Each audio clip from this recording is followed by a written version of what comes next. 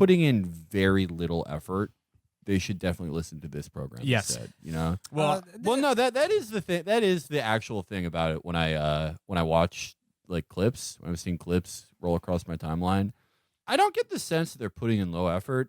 It is like, you know, props to them. They're lunch pail guys because they actually not very funny or charismatic. Like, did you watch them on Colbert? No. It looked like one of them was told they would be executed if they didn't say certain things, and it was painful. It was not good to see. You don't like to see that. They were just it was just death up there. But they really they're grinders. Those Johns are fucking grinders. They are grinders. They know how to like get a reaction out of their audience, and it's to be like, yeah, Pete Buttigieg knows 6 languages, and Donald Trump's still working on English. And yes, you know, that'd be a huge joke in that crowd. Shit like that, and you see like just the fucking like almost anime drop of sweat on their temple, little red X on their cheek. They're just they're trying so hard. It's like you almost hear the tick, tick, tick, tick of a mechanical keyboard. It's amazing. It's amazing, and you can't say that they haven't like they're ballers now. Yeah, they're in their bag. You know you know what? They were selling a shitload of fucking. They're fucking loaded, and it's like they probably have tons of angel investment too. Yeah. No, I think that everyone goes to their show, isn't it? That show alone probably brought in, counting concessions and merchandise, probably before anyone takes a cut, like $500,000 at least. Ballers, dude! Yeah. Fucking get in your bag. Yeah, we're chasing bread out Felix, here. You're right. Like saying low effort is not right. I would say that it's just more that the effort is in like such a narrow width of variance from show to show that it's like there are no surprises, and that makes it so like basically uninteresting, even if the content of what they're saying or topics they're talking changes every like day to day. It is lunch pail. It's a tiny little narrow band of discourse in which they keep hitting that button over and over. So I like went to Chicago this last week for E1, and I had an incredible time. I had so much fun, but just the act of a very short flight to and from New York, I just want to fucking die. I've had diarrhea all day. I like want to die. I like can't sleep. Just being on an air, and all those guys do is just fly. They're like road warriors. They're like those pro wrestlers that basically live in hotel rooms and smoke crack. But, you know, to interview the fucking New Mexico Attorney General about prosecuting Trump over some fucking old money laundering law that was passed in 1937. They're out there grinding, and if they start like living the lifestyle of like a DJ Khaled with their pod money, that's fucking sick, actually. Well, to put a bow on it, you know, Pod Save America has a very simple pitch, very, very simple message to their audience, which is, you know, this is scary, huh? You're going to have to do a politics now. Don't worry. We'll hold your hand. We'll help you do it. We'll let you know who all the bad guys are. It's like my friend Josh said, it's basically a children's play version of politics. Whereas our message to the audience is, you are worthless, scum. You are a grotesque little piggy. Now lick my feet clean. Yeah, we have a bad cop and worse cop approach. Like I'm the bad cop. I'm like, you're all dumb pieces of shit. Never reply to me. Don't correct me about anything. I am right in ways you could never fucking begin to comprehend. Then Matt comes in and he's like, kill yourself. And I'm like, I'm like Bush on the billboard. Miss me yet? And it's our pitch is, our message is, yep, you are gonna have to do a politics, and you're gonna have to do a politics by making yourself as debased and stupid as possible. It's 2019. We have left behind knowing things. I don't know who Robert Mueller is. I forgot who Rudy Giuliani is over the course of this sentence. We are all going to be stupid. We are all going to be worthless and depraved. People who are not worthy of even prostrating ourselves before God, and so we will defile his name. It's like our favorite film, The Matrix. You have to fully give up your corporeal body or what you know of it to open your eyes to the real hell world. But two last notes. Long live the new flesh, baby. Two last notes. One shout out to two fans, yes. two friends of our pod who gave us safe harbor from the violence from this Took us in like wet, wounded dogs as we shuffled out of the King's Theater. And they brought one bought us beers. One bought us beers? At Patio Wonks. And another one invited us into their home, into their Very attic, lovely, so that we would, be safe from the roving gangs of Pod's friends of the pod. And another note, I want to issue a full apology to Felix for not understanding, not appreciating the magnitude of the time that he was censored on John Lovett's program. Yeah. Now, two members of our show have had their First Amendment rights violated by Pod Save America, by Crooked Media. Let's get it up to all five. While I owe Virgil an apology. I actually did call the pod safety brigades and the police on him. And that seems pretty bad, right? The John Shabia. Yeah, I called the John Shabia on him. You didn't pay your jizya tax to enter the. I called the Janissaries on him. The John Jaweed.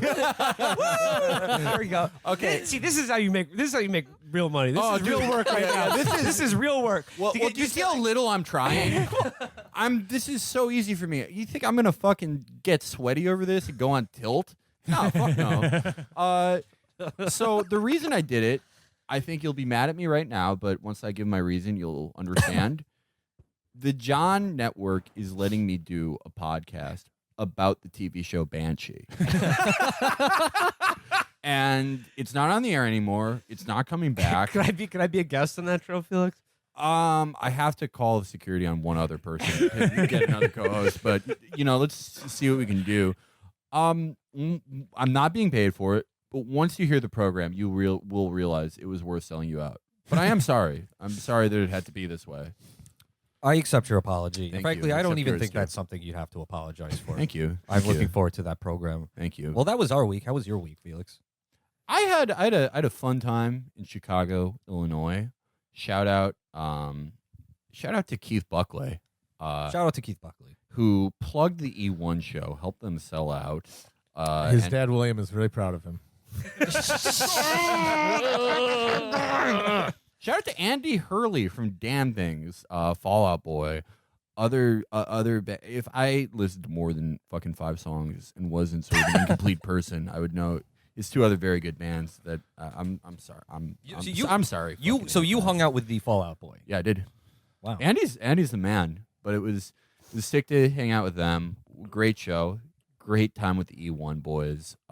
They will be here in July 22nd at the Bell House. I think some of you boys are going to be on it. For sure. But there was a monumental labor dispute. Well, week. Felix, you were explaining to me you did on the E1 Live show did a little bit of reality bending in that you sort of portrayed a character that anticipated a major story in the news this week, and I was hoping you could share that with us. So me and Aaron at Bertovo from our stream, we at E1 Live, one of the like segments was Dudes Talks, and it was a TED Talks thing, and our characters were abusive FaZe clan owners.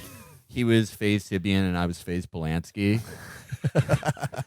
And it was we had a great time. Aaron did great in his first professional game. That's what I call live podcasts. But one of the jokes was, that we completely exploit members of FaZe. We get 50% of Tifu's earnings.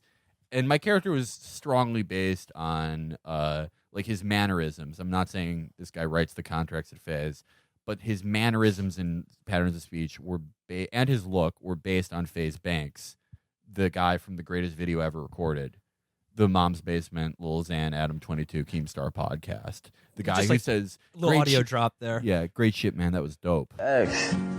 That was great shit, man. That was dope. Thank you. Well, just for listeners who may not be familiar, could you explain what FaZe Clan is? FaZe Clan started on YouTube, seemingly an eternity ago, but not that long ago. Call of Duty Modern Warfare. They started. It was a thing known as trick shotting, where you have a sniper rifle in a game, and you do not use your scope to hit them. You use why they call it no scoping. So you jump around, do a 360 jump, and hit a guy in the head to win the game. It's a flex. It's like, I'm so good I can literally just do tricks to beat you. And- basically, I mean, like, but more essential than that, it's like a gang of people. Oh, I'm who play sorry. I'm video trying to games give the together. fucking entire history of FaZe, you piece of shit. Oh, I'm sorry. I don't give out like simple catchphrases like, "Oh, I wish Donald Trump would phase away." I'm trying to get our audience to fucking learn something so they have something to talk about with their uncles. Anyway, they became from the YouTube thing. They became a reputable pro gaming clan and strong content creation team. And Tfue, arguably the first or second best Fortnite player in the world, is suing his former bosses at FaZe Clan. Oh shit. It's the storyline very similar to the E1 we did. I am not a legal expert, but it's basically about merchandising deals and shit. Tfue says through the structure of the contract he was prevented from getting endorsements that he would have made more money on through some of the endorsement deals that they took up to 80% of what he got. FaZe Banks, being the legal mastermind he's one of the owners of FaZe Clan. His response to the lawsuit, I mean, Will, you've been sued. You know the first thing you do when you get sued. Talk about it publicly. You tweet constantly. about it. Post. Yeah. Go on Keemstar. That was the first thing you did. Yes. That was Alan Dershowitz says to do that. That's the first thing I'm going to do. Yeah, no, you have to go on Keemstar. It's like if a judge sees you go on Keemstar wearing, one of your finest flat brim hats, saying things like, "Bro, and this shit's so crazy because like I fucking love you, dude. I don't even want to talk about this shit, but it's just like I feel fucking betrayed, bro." The judge is going to see that and be like, "Well, it says here that the defendant says he felt betrayed by the plaintiff. He says that he loves you."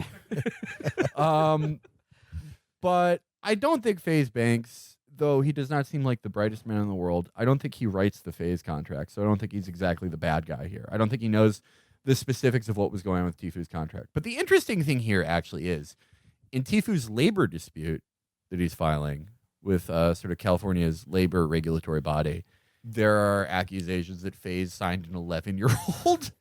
There are accusations that there was underage drinking in FaZe business property. And I think this actually will have wide-reaching implications because I think esports and content creation, it's one of those things that has benefited from the government just not knowing what the fuck it is. And it's one of those things where the first time the government looks at it, they're like, yeah, you can't do any of the stuff you're doing. The first time they look at it, they realize it's a house full of 11-year-olds drinking beer and setting off firecrackers and shit. Yeah, I think that it's one of those things where the first time the government looks at it, it will totally change it. And I think that's generally a good thing. There will be actual labor regulations for esports and content. Because it's like you have to look at it like a regular sport. These guys can't do it for that long. Your reflexes aren't good for that long. And if you're not a guy like Tfue, you burn out your wrist jacking off. All right, I didn't know we'd be making cheap jokes at the expense of workers today. Matt, come on. Come on, Matt. It seems to me like you'd be more comfortable on the National Review podcast. I think particularly some of these preteen popinjays should do a little less complaining and a little more gaming. Call me an aimbottle one more time and I'll kick you out of the server, you queer.